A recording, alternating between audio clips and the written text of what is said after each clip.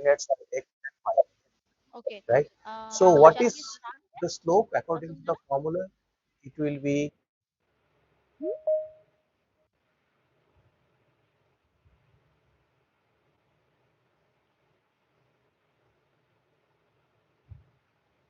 Professor Rao, then we can start.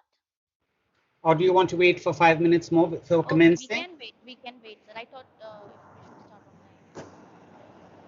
We can wait for a bit. I see that many.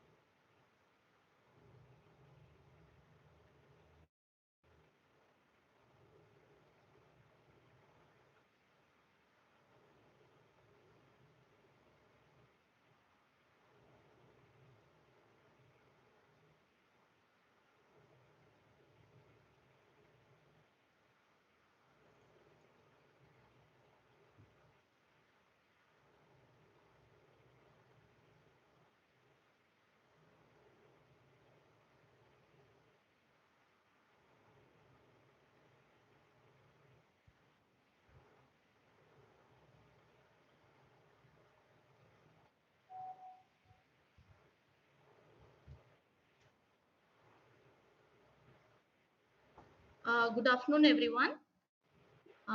Welcome once again yet for the lecture on like development studies lecture series organized by the Department of HSS uh, at IIT Guwahati. We have with us Professor Mohan Rao, and he will be speaking today on population policy of India, the recent debates, and before we start, I'll briefly introduce Professor Rao.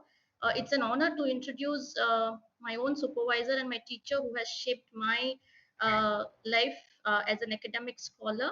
And Professor Rao, long period of time has as a professor at the Center for Social Medicine and Community Health. Um, he's a medical doctor who has specialized in public health and over the years has shaped a number of young scholars and which is titled as from population control to reproductive health, Malthusian arithmetic. He has also edited a number of books. Disinvesting in Health, the World Bank's prescription for health is one of them. as well as the unheard scream, reproductive health and women's life in India. He has also edited books with scholars like Sarah Hexton, which is entitled Markets and Malthus, Population, Gender and Health in Neoliberal Times, and with Professor Sarah Hodges. um the book is titled as Public Health and Private Wealth, Stem Cells, Surrogacy, and Other Strategic Bodies.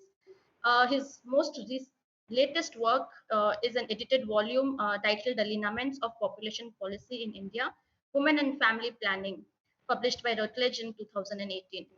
Professor Rao has been a member of the National Population Commission as well as various working groups of the National Rural Health Mission of the Government of India.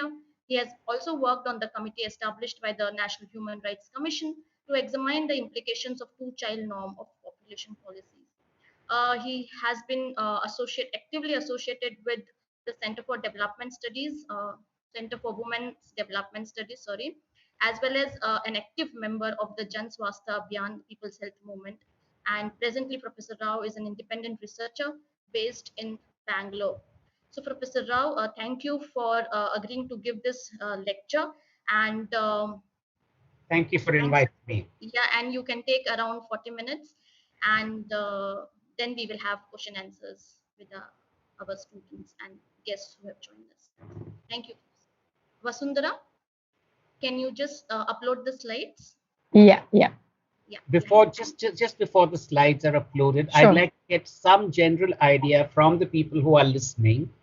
Do you know what Malthusianism is? Do you know what Neo-Malthusianism is? Because I will then take a few minutes to explain these terms before I start my lecture.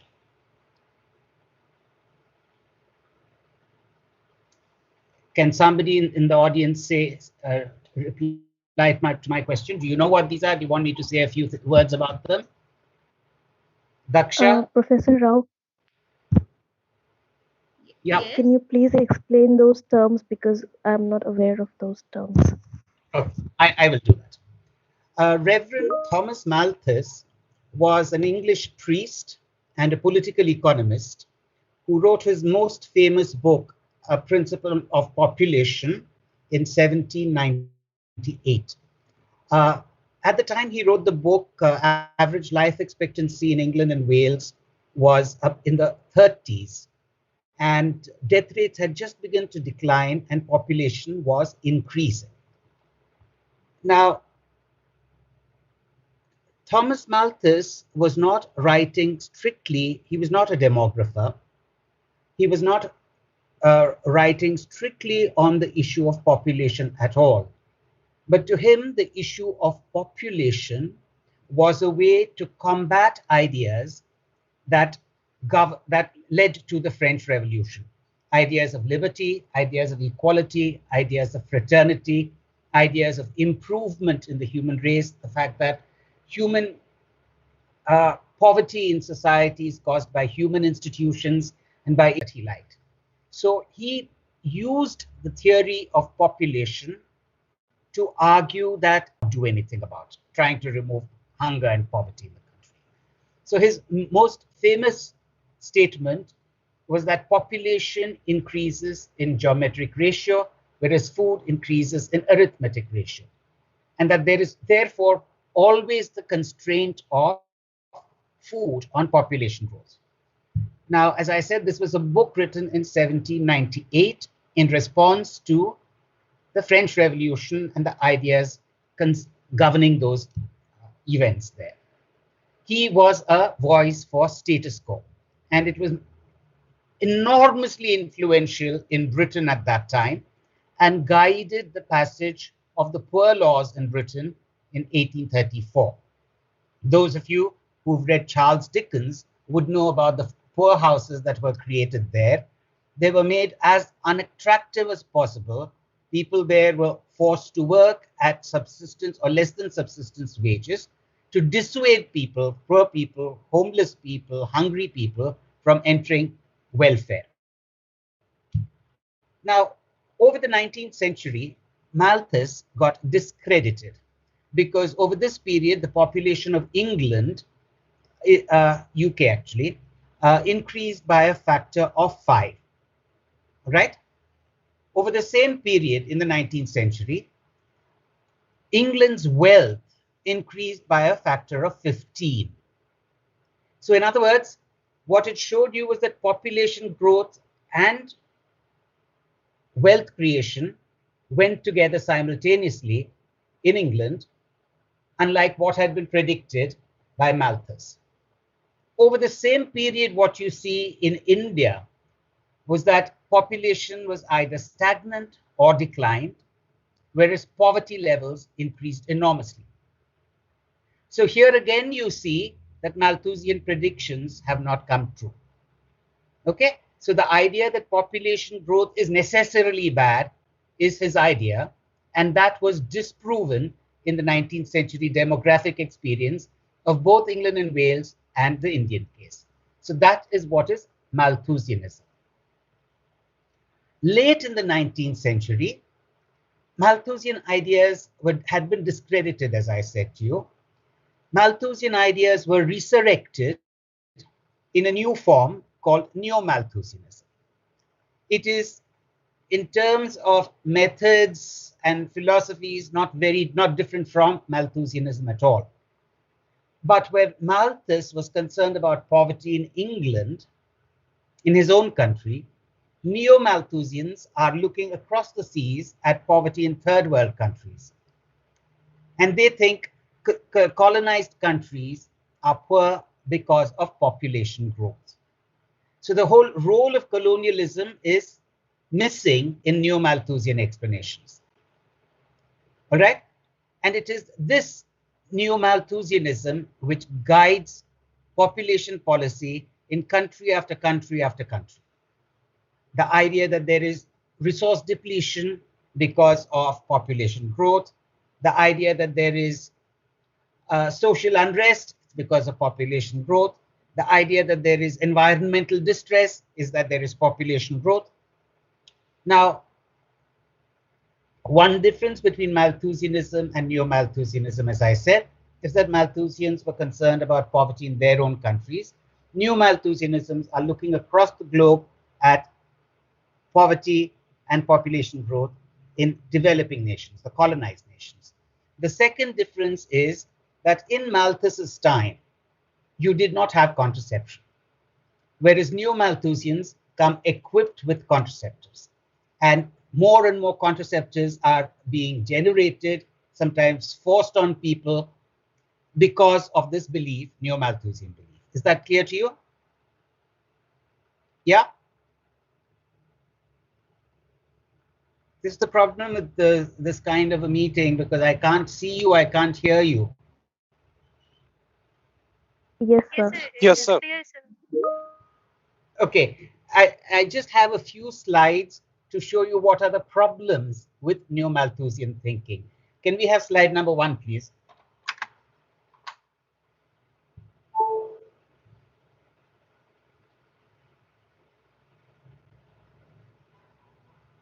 Just give me one moment. Okay, take your time. Yeah. Not this. Yeah, I'll just go to the first one. This one, right? Yeah. Okay. This is a very, very important database in health history, actually. If you look at the pre-agricultural era, on the top of the screen, hunters and gatherers, the human population globally was 6 million. What is not given here, I'm giving it to you now, is that the average life expectation at this period, hunters and gatherers, was less than 20 years. Now, the second one is settled agriculture 10,000 years ago, when there's a huge increase in population. Population increases globally to 252 million. And it is the first demographic revolution that takes place during this time, which is that average life expectations goes up beyond 20 years. So in other words, growth of population is correlated with improvements in human health. Now, I'll jump the next one and come to this 4, the Industrial Revolution. This is in the West. In the West, population growth is sharp, and there's the second demographic revolution that takes place in the West during this period. And here in the Western countries, average life expectations go up beyond 40 years for the first time. Average life expectations in third world countries over the same period comes down. India started the 20th century with average life expectation of 22 years. That is that of primitive agricultural societies. Okay, so what this data shows you is completely to disprove Malthusian notions that population growth is bad for everything. What we see here is that population growth is actually associated with an improvement in average life expectations. Can we have the next slide, please? Okay, now this is a United States Academy of Sciences study on the relationship between population growth and economic development. All right, and this is, each dot here represents a country. Now what you see, this diagram is what is called a scatter diagram. A scatter diagram does have countries where there has been no population growth, but there has been no economic development either. In other words, there is no systematic relationship between the two, but only a contingent one depending on other factors within each country.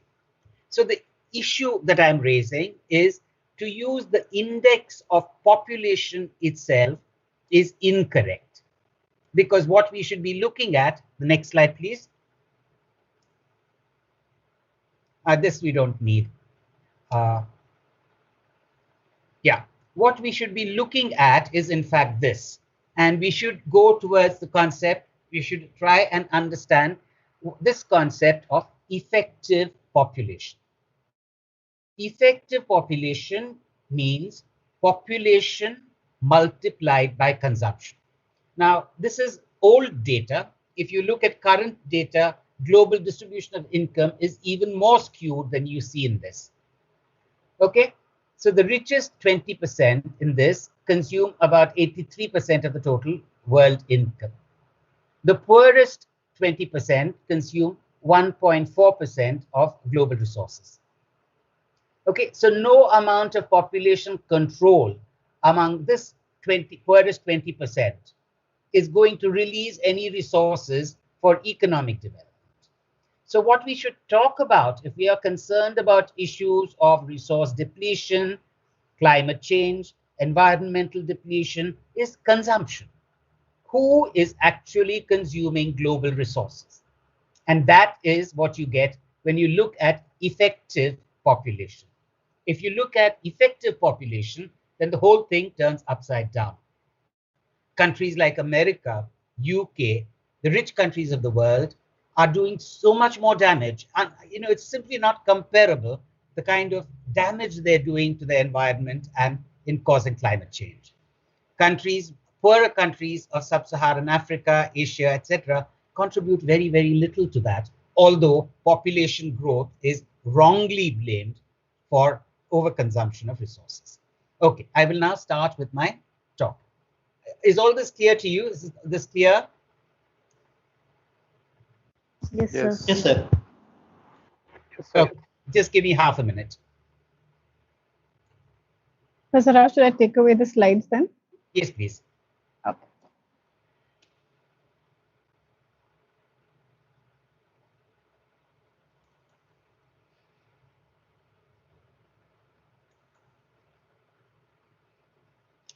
I will begin with a small poem. This is called Killing Conscience with Arithmetic. It's written by James Macaulay.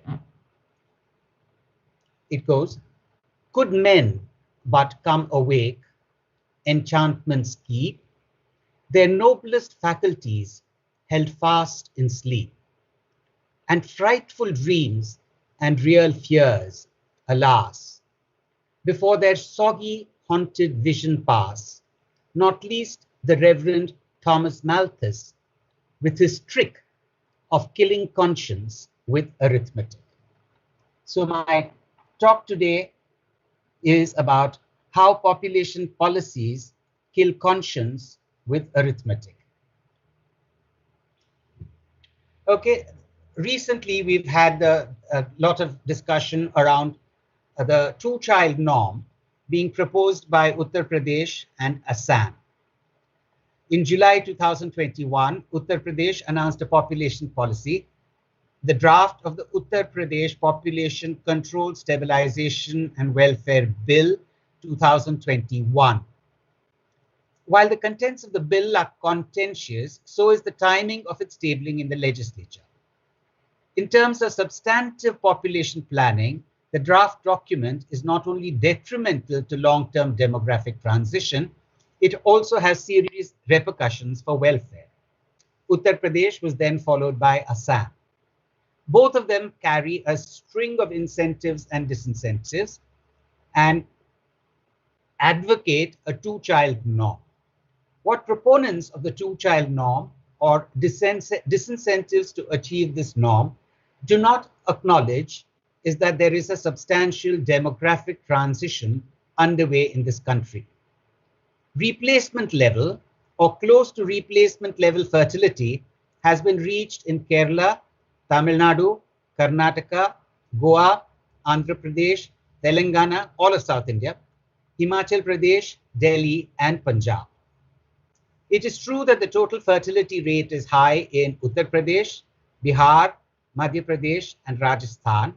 But even in these states, the total fertility rate has declined from 3.8 to 2.74 in UP, from 4 to 3.14 in Bihar, from 3.1 to 2.32 in Madhya Pradesh, and from 3.2 to 2.4 in Rajasthan, and from 2.4 to 2.2 in Assam, between the National Family Health Survey rounds 3 conducted in 2006 and round 4 in 2016. Assam has also almost reached the replacement level fertility. In other words, a substantial and sustained fertility decline is underway in this country. Hastening this, however, requires investments in the social sectors, food, health, education, employment, old age pensions, and other welfare entitlements, the precise measures that are being undermined by neoliberal economic policies. Once demographic transition commences and birth rates begin a secular decline, it is near impossible to reverse it, as China and Russia have discovered. Bringing down the birth rate, bringing down the age at marriage is what Russia has tried, along with incentives for each successive child. It's not working. Incentives to increase birth rates in these countries have simply not worked. Given the age structure of the population in India, its growth will continue despite a fall in the birth rate, owing to what demographers call momentum. That is the effect of a young age structure caused by high population growth rates in the recent past. In the Indian case, with a large proportion of the population, almost 60% below the age of 30 years, further growth of population is inevitable. Unless, of course, mortality increases, which cannot be the aim of policy. Population momentum contributes substantially to current population growth. Other commentaries on the bill have also shown that it is demographically unnecessary. If unwanted births could be reduced in India, the TFR would drop to the replacement level of fertility nationally. It is estimated that the unmet need for family planning services contributes 24.4% to current population growth. Indeed, the state acknowledged this lack in the National Population Policy 2000, which therefore makes it a priority for meeting the unmet needs for health and family planning services. However, commentaries on the demographic implications of the bill missed the fact that it is tabled as a legislation on welfare entitlements.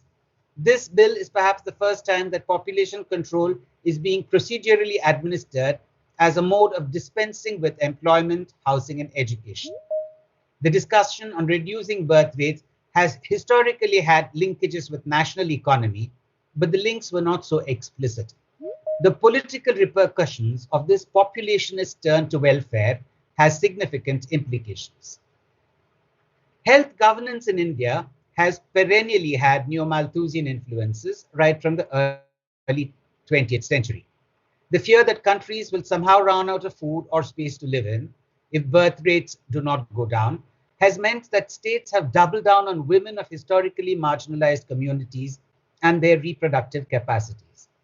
Globally, the Neo-Malthusian fear of overpopulation has been shown to be anti-women and has been shown to lead to a further skewing of sex ratios. There are transnational linkages to the statist tendency of linking welfare to family size. In 1993, an influential policy recommendation from the World Bank stated that commitments made in the International Conference on Population and Development, ICPD at Cairo, 1994 notwithstanding, it did not find targets in population policy problematic. It encouraged states to have, I quote, an innovative package of incentives and disincentives be linked to various benefits being made available under different plans of the government, end quote. I quote again, a suitable plan of disincentives for government employees and the organized sector. So this is precisely what is being followed in both Assam and Uttar Pradesh. These are not new policy recommendations. They're borrowed from what the World Bank has recommended in the past. Given the reach and influence of the World Bank in India's policies, it is not surprising that state governments drafting their state population policy carry these policy prescriptions. Assam and UP are the latest to join Haryana, Andhra Pradesh, Telangana, Madhya Pradesh, Rajasthan, Chhattisgarh, and Odisha with these policy prescriptions, which are not only at variance with the national population policy, which says no incentives, no disincentives, but also strike at the heart of the commitments to reproductive health and rights made by the Government of India at the ICPD in Cairo in 1994. These states, in enunciating their population policies, also advocate a mind-boggling host of incentives and disincentives. Restricting schoolings in government schools to 2 children, restricting employment in public services to those with 2 children, linking financial assistance to Panchayati Raj institutions for developmental activities and anti-poverty programs with performance and family planning, linking assessment of public health staff to performance and family planning, and so forth. Indeed, service rules for government employees and academics have been alerted in several states and universities, making a 2-child norm mandatory. I think IIT also has a 2-child norm for its faculty. At the time of recruitment, you have to promise that you will not have more than 2 children. A study carried out in 5 states, Andhra Pradesh, Haryana, Odisha, Rajasthan, and MP, indicated that the fallout of the imposition of the 2-child norm on Panchayati Raj institutions had been exactly as anticipated. The largest number of cases of disqualification from contesting elections was with reference to this law. Women formed 40% of those disqualified. The Dalits, Adivasis, and OBCs formed an overwhelming 80% of those disqualified. What it did find was evidence of desertion of wives, denial of paternity, neglect of female infants, non-registration of births, non-immunization of daughters to avoid registration. Equally significantly, there was evidence of forced abortions and pre-birth elimination of females or sex-selective abortions. Another study in 5 districts of Madhya Pradesh confirmed these findings. The so-called Muslim rate of population growth is also a red herring. Hindus in UP and Bihar have higher birth rates than Muslims in Kerala or Tamil Nadu or Karnataka. Bangladesh has reached below replacement level fertility. The TFR in Kashmir was 1.4 in 2016. More significantly, the TFR among Hindus was 3.1 in the 2001 census, declining to 2.1 in the 2011 census. The corresponding figures for Muslims was 4.1 in 2001 census and 2.7 in the 2011 census. In other words, the absolute decline was 1 point among Hindus and 1.4% points among Muslims. That is to say, while the Muslim total fertility rate is marginally higher, it has reached replacement levels of fertility in large parts of the country, with the rate of decline among Muslims being higher than among Hindus. This is not a factor that has been studied, but needs to be studied. But where issues of population are concerned, long years of being exposed to Neo-Malthusian ideology have robbed people of the ability to not just look at facts rationally, but also of compassion for the poor and deprived, because our conscience has been killed by arithmetic. Iron seems to have entered the souls of most middle-class people and our elites, including our politicians and policymakers. This too congeals now with Hindutva, which has a long history of saffronizing demography. Women and the poor will pay the price for this disproportionately. Maithili Srinivas, in her new 2021 book, Reproductive Politics in the Making of Modern India, makes it abundantly clear that the national politics of policing reproductive bodies of subaltern populations serves undemocratic needs over and above the purported aim to reduce birth rates. The heteronormative Hindu state has reconfigured itself within modern two-child families. The blame of underdevelopment falls then on subaltern families supposedly large. That Assam and UP have joined the long list of states that have advocated stringent two-child norm and population policy is only reflective of how state administrations want to limit their welfare agenda. The bill is a carefully calibrated political strategy that weaponizes demography, demonizes Muslims, and consummates a Hindu vote bank while providing socioeconomic gains as incentives for couples to have two children. However, would be wrong to say that the draft bill was a sudden move. At the central level, population control has silently accrued legitimacy with each passing parliamentary session. The Ministry of Health and Family Welfare under the Congress government tabled family planning advocacy as an addendum for Gram Sabha members in the Constitution 79th Amendment Bill in 1992. The Gram Panchayat was to conduct, I quote, programs of adult education and family welfare within the village, end of quote. Annual reports of bills pending in the Rajya Sabha show that versions of population control legislations were introduced subsequently as the Family Welfare and Control of Population Bill in 2001, 2002, 2003, the Two-Child Norm Bill in 2005, 2007, the Population Regulation Bill in 2019. Each attempt to legislate family planning gradually tried to link it to overall governance.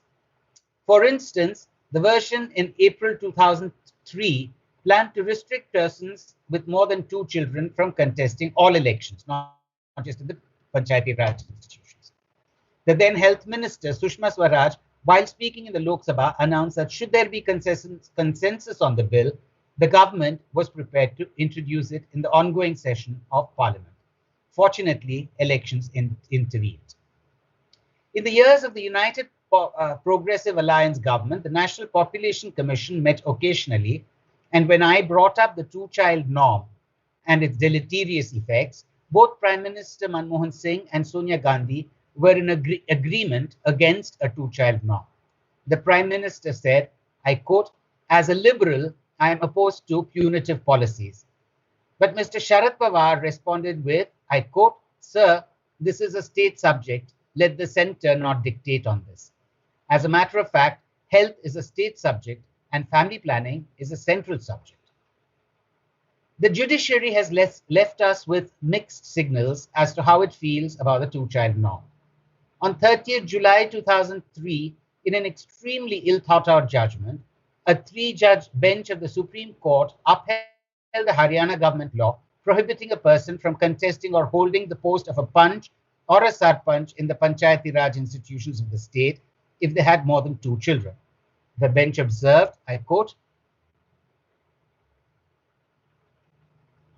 disqualification of the right to contest an election for having more than 2 living children does not contravene any fundamental right, nor does it cross the limits of reasonability. Rather, it is a disqualification conceptually devised in the national interest. Subsequently, in 2005, the Supreme Court added salt to festering wounds by issuing notices to the union and state governments on the implementation of the two-child norm, stepping once again on not too sensitive legislative toes. What the bench made amply clear was the link between national economy and family size. This is a very dubious link, as we saw.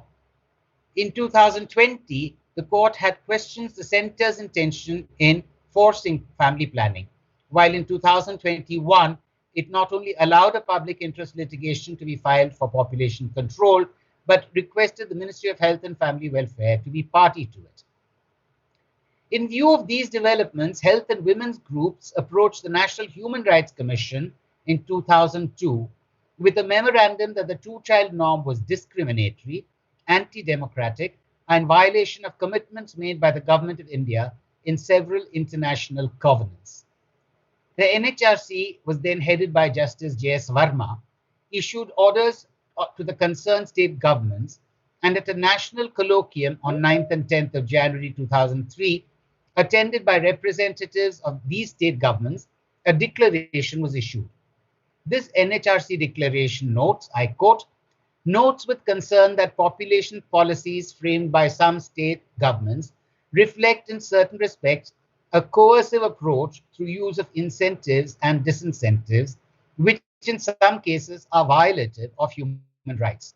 This is not consistent with the spirit of the national population policy. The violation of human rights affects in particular the marginalized and vulnerable sections of society, including women. The declaration also observed, we note in particular that the propagation of a two-child norm and coercion or manipulation of individual fertility decisions through the use of incentives and disincentives violate the principles of voluntary informed choice and the human rights of the people, particularly the rights of the child. But the NHRC declaration, as much as the concerns of health and women's groups, apparently fell on deaf ears, as the Supreme Court ruling has come in for widespread middle-class approbation. Indeed, the Supreme Court ruling perhaps renders redundant some of the private members' bills in Parliament that have been tabled to variously increase incentives or disincentives. These would all have been amusing if they were not so serious and ill-informed. Two of them, one named the Population Stabilization Bill 1999 and the other the Population Control Bill 2000, for instance, moot the idea of a one-child norm along with a number of incentives and disincentives, including disqualification of persons with more than one child from contesting any election. We know how China has gone back on that and the dangerous consequences it has had for Chinese population. Yet another bill, the Bachelor's Allowance Bill 2000, suggests incentives to those who remain bachelors. Men who, having taken advantage of the incentives, subsequently get married are to be fined and imprisoned. The Health Ministry made a note on this bill that it could not implement the bill for want of adequate space in prisons. Yet another bill, the Population Control Bill 2000, also seeks to punish people who violate the small family norm with the rigorous imprisonment for a term of 5 years and a fine of not less than 50,000 rupees. The Population Control and Family Welfare Bill 1999 proposes, in addition to incentives and disincentives, the compulsory sterilization of every married couple having 2 or more living children.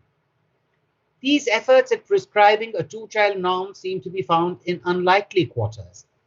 The Tamil Nadu Agricultural Labourers Insurance Bill, for instance, stipulates that those labourers losing their limbs at work can receive insurance compensation only if they have no more than 2 children.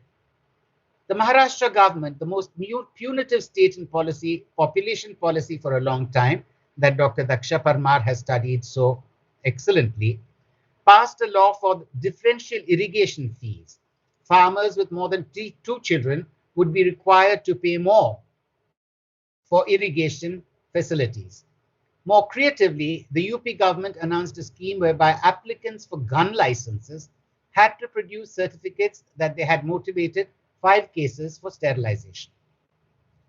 A delegation from the Indian Medical Association has urged the government to, following China, implement a one-child norm. In another move, recalling the days of the emergency, in Rajasthan, school teachers have been given sterilization targets to achieve. The State Election Commission of UP had suggested in 2005 a two-child norm for contesting to all elective posts. These legislations erase the multiple ways people make sense of population control. Instead of providing better health structures for people to maintain a time interval between children, the state is creating ways to police reproduction. This mode of governance comes with other legislations that individuate welfare. The Aadhaar project, for instance, makes it possible for a person to benefit from social security after a long process of acquiring an identity card by enrolling for the card. The card bearer becomes a bearer of rights only if the state finds his documents authentic. We see a similar trajectory when it comes to the statist tendencies around curtailing birth rates. For the upper caste, middle class population of the country, the state pushes family planning in which couples are allowed different contraceptive forms and decide accordingly. For the undocumented, homeless, transient laboring population, the state insists on population control in which it incentivizes sterilization. With the legislation discussed above, we see that the state introduced the binary on population control family planning into its legislative wing. The Hindu majoritarian state wants to limit democratic rights and citizenship to those who practice family planning. In the long durée, it would want to discard the universality that is embedded within and discard human rights and welfare. The UP Population Bill 2021 stems from a profound misunderstanding of the relationship between population and development. Population declines in response to socio-economic development and not the other way around. These policies are anti-poor and harm the historically marginalized communities, Dalit, Bahujan, Adivasi, and Muslim families. However, the bill resonates with a common form of Neo-Malthusian thinking that has become common parlance among upper caste Hindu homes.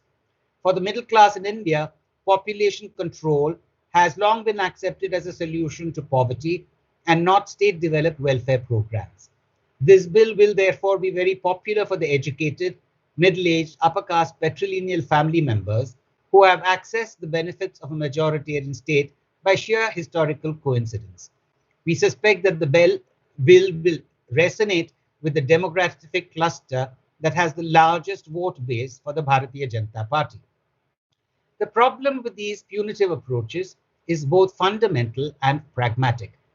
Fundamentally, it represents a profound misunderstanding of the relationship between population and development. States that have successfully achieved demographic transition have done so by investing in social welfare programs, not by manipulating fertility.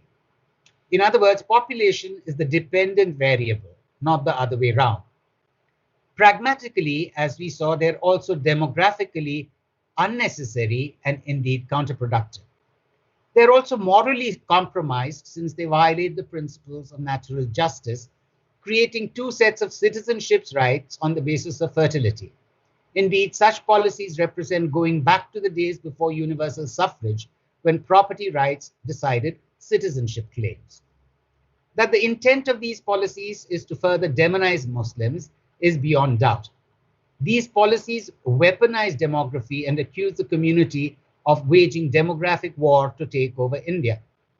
Assam's Chief Minister Himanta Biswa Sharma let the cat out of the bag when he declared that the two-child policy is the only way to eradicate poverty and illiteracy in the Muslim community. Chillingly, this intent seems to be working is evidenced by the comments on the website of the UP bill. Almost all commentators writing in English want the right of voting to be rescinded for those with more than 2 children. They do not, of course, know that as per NFHS data, 83% of parents with more than 2 children are Hindus. Additionally, if the bill is enacted, it will have profound gendered consequences.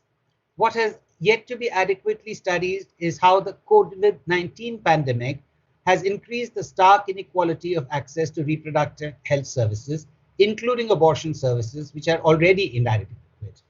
Given the lack of data, we can only speculate that access to abortion services would have declined. A staggering 1.85 million Indian women could not terminate an unwanted pregnancy, out of which 80% or 1.5 million comprised abortions were due to lack of availability of medical abortion drugs at pharmacy stores. Women's groups in India opposing the UP government policies in an open letter to the president pointed out that the gap in abortion services will lead to further violence and abandonment of women, children, and vulnerable persons. Once enacted, the population control bill will not only widen the stark inequities in reproductive health services in India, but also ensure that the majoritarian states' eugenic tendencies will be satiated. Thank you very much. I look forward to a very healthy discussion.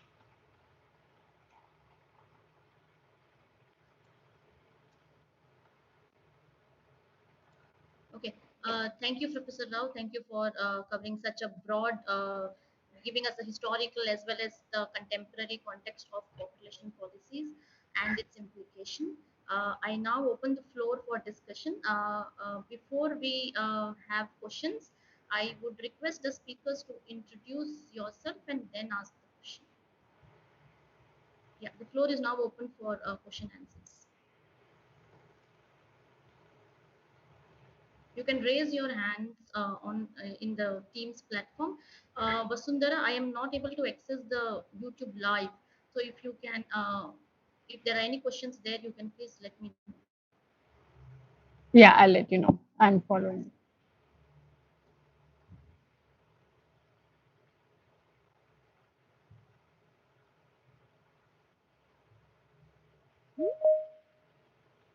Okay.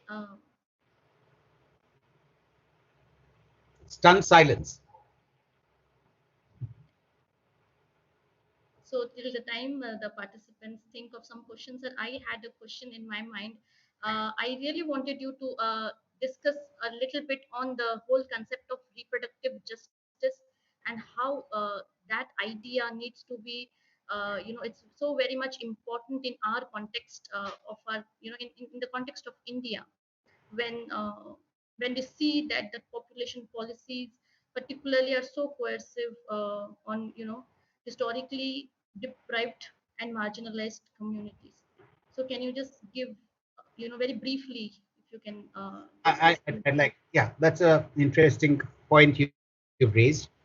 Uh, you see, when in the West, the feminist movement fought for access to contraception. And they fought for access to contraception in the name of reproductive rights. Our bodies belong to us. We have a right to control our own bodies. And so we need contraception and access to abortion to control our bodies ourselves, which is all fair enough. And this was known as reproductive rights, that women should individually exercise their rights to bodily integrity and the right to access contraception or abortion.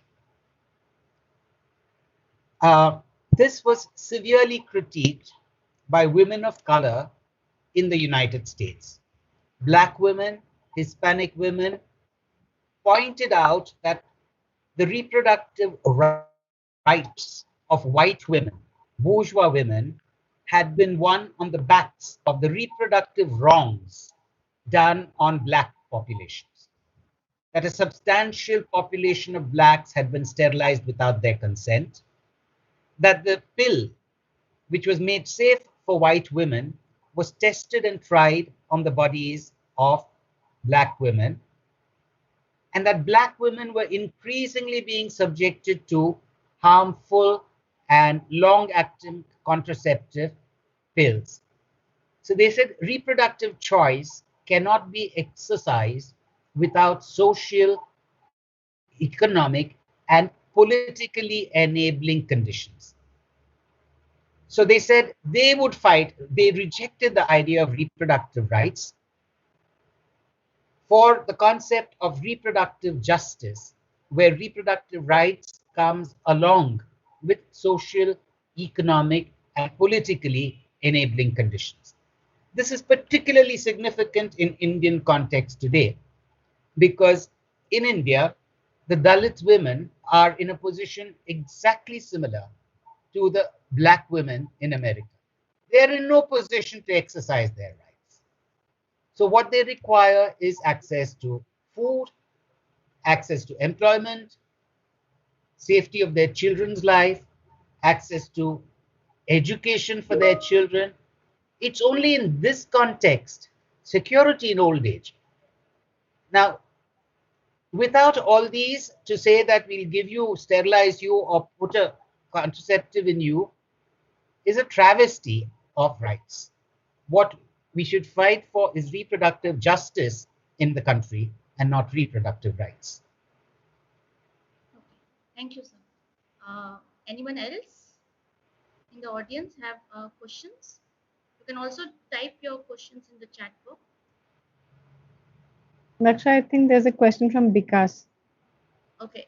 Because since you're here, you can also ask the question, right? Rather than typing.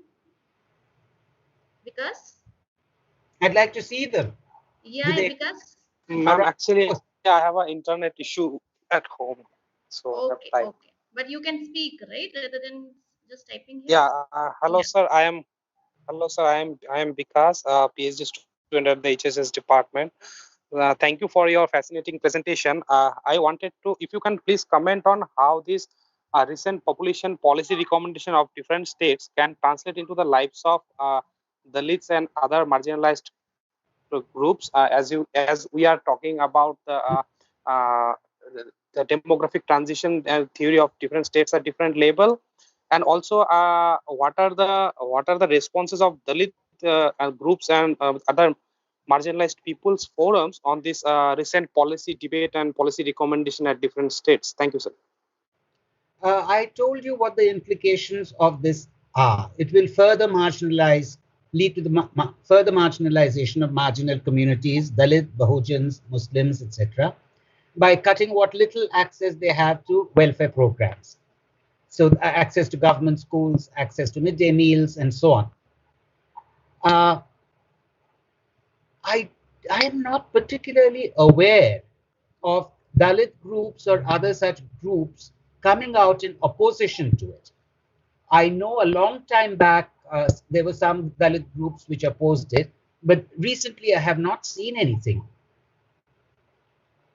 I don't know why.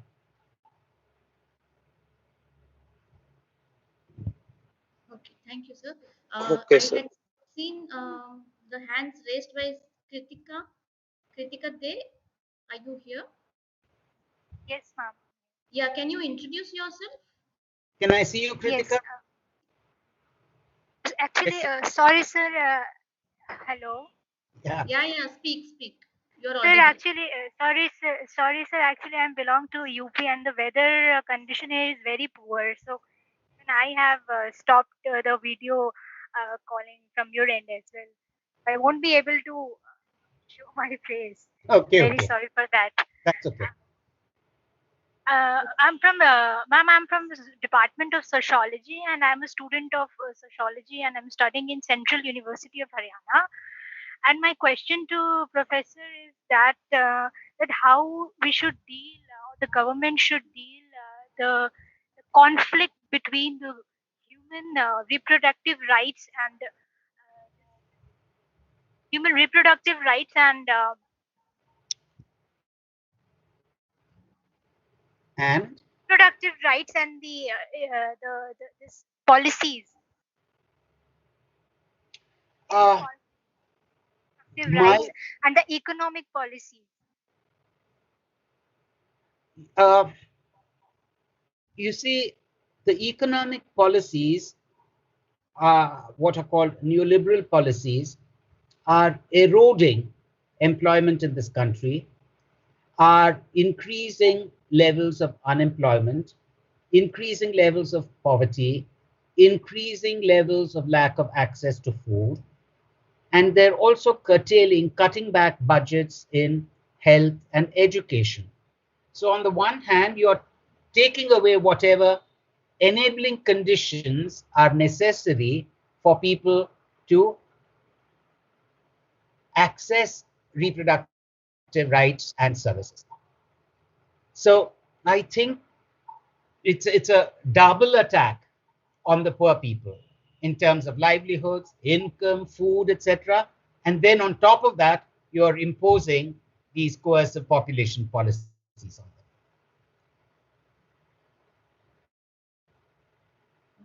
Thank you.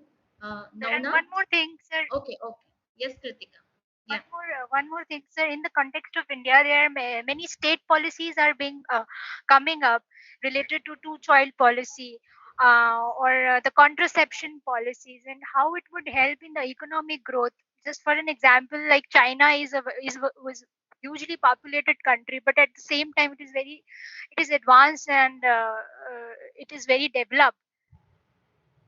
How we See, should compare? China foolishly in 1978 went in for a one-child policy. And this has inflicted enormous harm on the people of China. It has led to skewing of sex ratios, the smuggling of women into China from Korea, because there are many men who are unmarried, as is the case in Haryana also. So you have a very skewed sex ratio leading to trafficking. China was also witness to forced abortions, late trimester abortions, and so on, in order to meet this one child family norm. Then they realized the repercussions of this, the need for labor. They relaxed it and made it into a two-child norm. And this last year, they have relaxed it further and made a three-child norm. But the point is, as I said in my talk, once the birth rate begins a secular decline, it becomes very difficult for state policies to reverse this. And that is what is happening in China, that they're unable to reverse their declining because they face a problem of old age.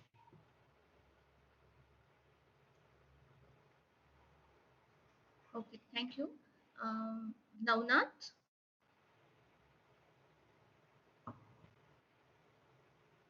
Navnath, you want to ask, you want to on your video and then ask your question?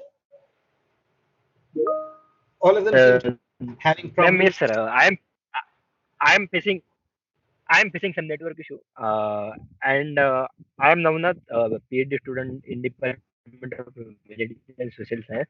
I want to ask about like India, like many people India is claim that India more than 30 to 40 percent, I think 40% I is couldn't the understand. population is younger, and so India have some advantage.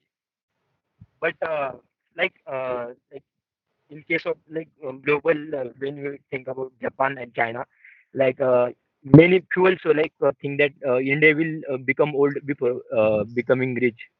So whether India is learning from something from Japan or China regarding its population policy. Uh, that's an interesting question, but the short answer to that is no. Because if you're learning something from China or Japan, then you would be saying that these one child norm, two child norm, etc., is unnecessary, unproductive, and harmful. But there seems to be consensus in India among the elites and policy planners that that is what is needed. That is why, in addition to the states, you have a whole list of individual bills that I specified and that I told you about in Parliament, making all kinds of wild claims to bring down population growth rates. As I said, if you need to bring down population growth rates on a faster basis than what is actually happening, you must invest in health, you must invest in reproductive and contraceptive services, you must invest in abortion services, you must invest in nutrition, you must invest in employment, you must invest in old age security.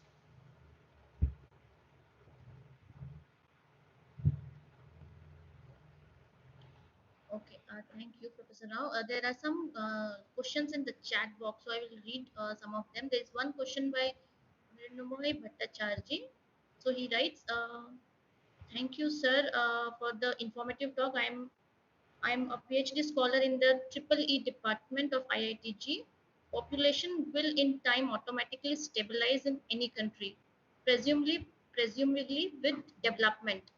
Will then the stabilized population still be a problem for those countries? Question mark.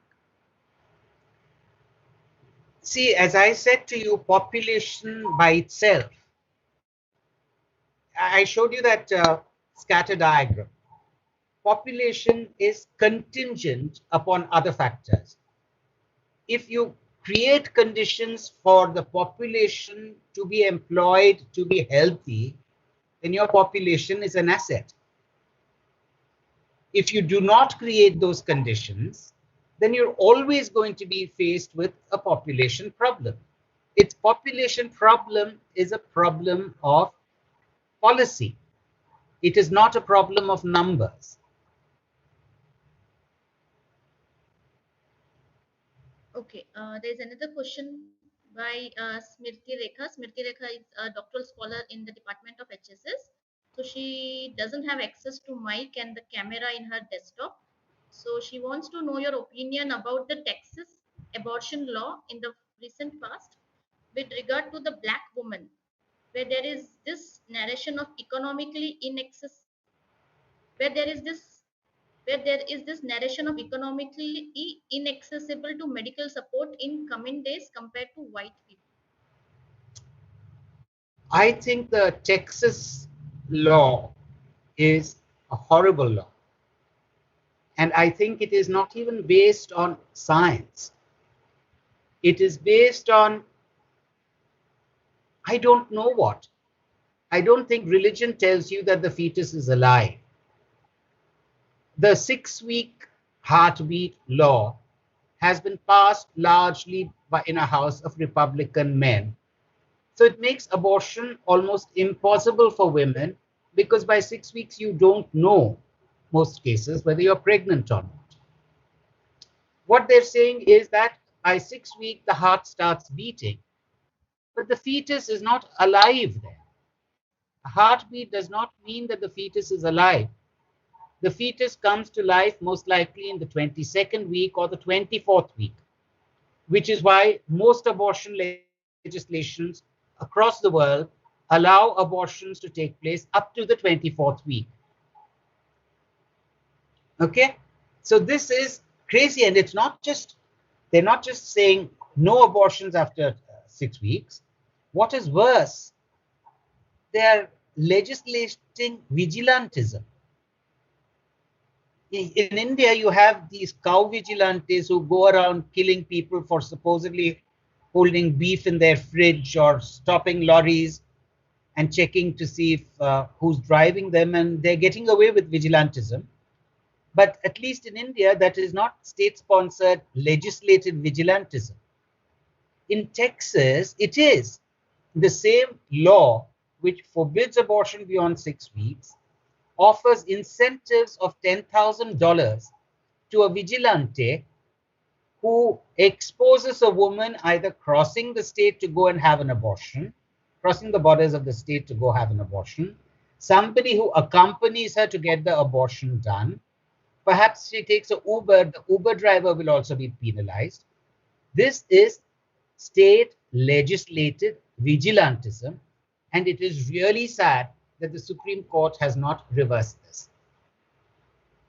It just shows you how the far right continues to be powerful in America despite Trump's defeat.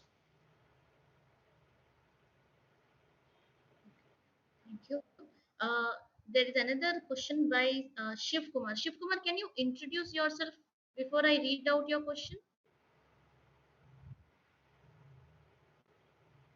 Okay, so Shiv Kumar writes that Indian family planning and welfare programs focus on family control, but is silent on reproductive rights of increasing proportions of infertile couples.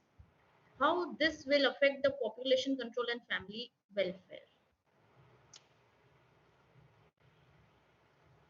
Okay. Now, can Shivkumar tell me what proportion of people are infertile and what his source of information is?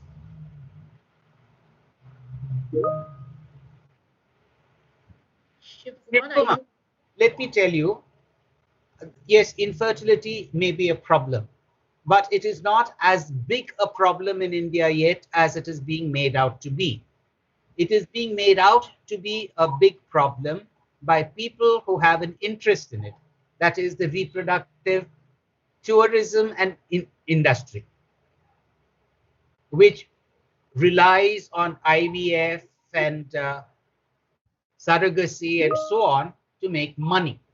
So they are constantly exaggerating the size of the problem.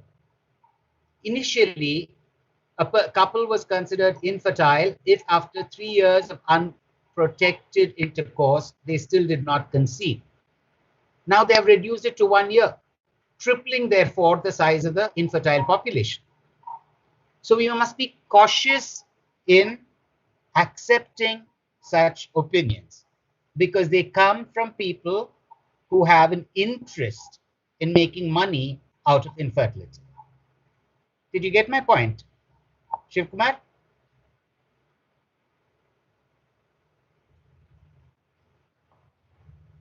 You didn't hear? I don't know if you heard. No, he replied saying, okay, Okay. okay. Anyone else has a question? I want to ask a question. I want to ask a question to all the students here. How many of you think that there should be unrestricted access to surrogacy in India? It's been removed now. Foreign couples are not allowed to come, and there are restrictions placed on who can access surrogacy. Commercial surrogacy has been banned. What do you think of it? Is that a good thing? Is it a bad thing? Any student has views on that?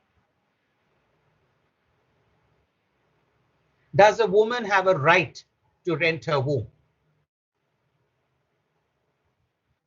Sir, I think it is bad when it comes in the terms of money making and commercialization.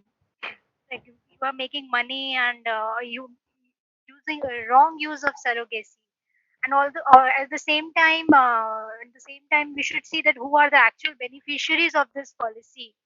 I think surrogacy is quite huge, expensive. So, section of the society who are getting benefited by this policy, the lower or the middle class people are still struggling.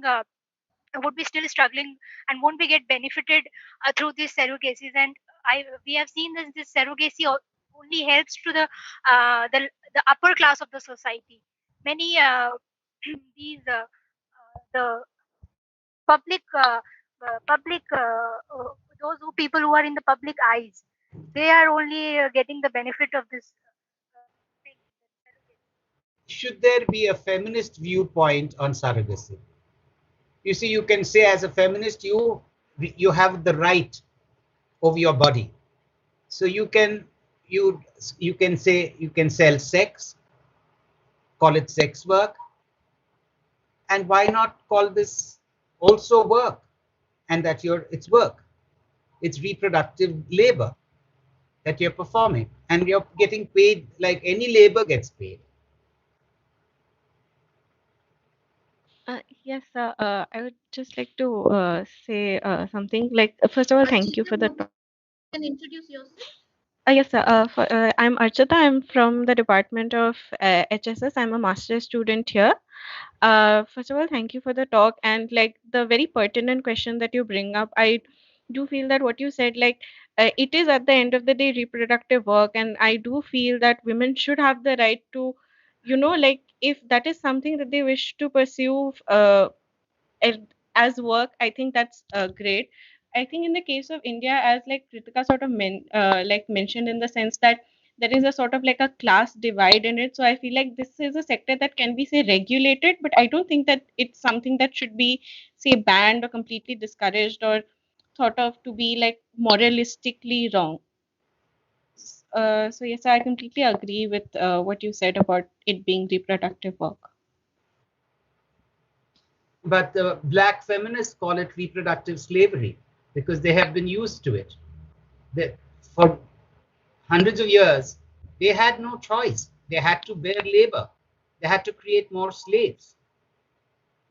Yes, and it's that's why I think like it's something that does need like a lot of regulation, and commercially it's still I feel very iffy in the sense that it's always going to be the rich who have the money to pay somebody to have a child. It's never going to be somebody who's from the lower class or the middle class who will have that kind of access.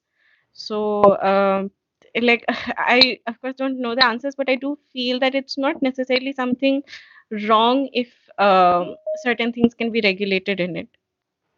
Is bearing children compulsory? Of course not, sir. Of course not. Definitely not. So what does it do to patriarchy? Sir, I'm Does sorry. it enforce patriarchy, ties of blood? Sir, surrogacy or sir, bearing children? I didn't get you.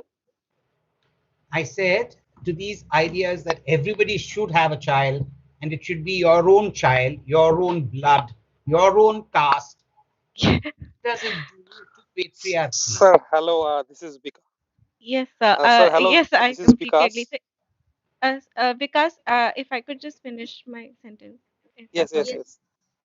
yes. So I completely agree with you. It's a very heteronormative idea as well, that only cishet couples are supposed to reproduce naturally. They are supposed to have blood ties, and those are the only legitimate sort of children to have, which really discourages. Even if there are, say, a lot of infertile couples, it sort of like discourages from adoption and other such measures. So yes, it's a very tricky situation with that. Hello, sir. This is Hi. Vikas. I think now this discussion has come to an interesting point when we are talking about also about patriarchy. I do think it has a lot to do with the existing norm of patriarchy. Oh, he got cut off. Because yeah, he has Network is internet gone. issues. Hello, and also, Yeah. Because you You, got and disconnected also, in between. Vikas, you got cut off. We didn't hear you. yes, sir. I think it has a lot to do with the existing norm of patriarchy. And when you are also talking about black feminism in context of India, I'm really cautious how how the caste will be incorporated in this. And again, when we are talking about a lot of people are suggesting with regulation, it should be regulations, surveillance, and all those sort of things. And having said that, at the end of the day, it should be my personal opinion what I want to do with it. But then again, it should not exploit myself from the angle of caste, from the angle of class, and while we're talking about surrogacy. You see, it is markets which are giving you the choice, which is it is markets which are creating the needs, it is markets which are satisfying those needs. How real are those needs? Are those needs being created through patriarchy? Have your own child, bloodline. Yes, yes, exactly. Anyway, my colleagues Johanna Gonduin, Suruchi Tapar, and I, we published a paper. Daksha, do you remember when? I think November of last year, based on my fieldwork and interviews, qualitative interviews with Dalit feminists in Bangalore and Chennai. Please have a look at that piece, which was published in Economic and Political Weekly. And Dalit feminists that I interviewed also rejected this notion of choice. And they also emphasize this idea of reproductive justice.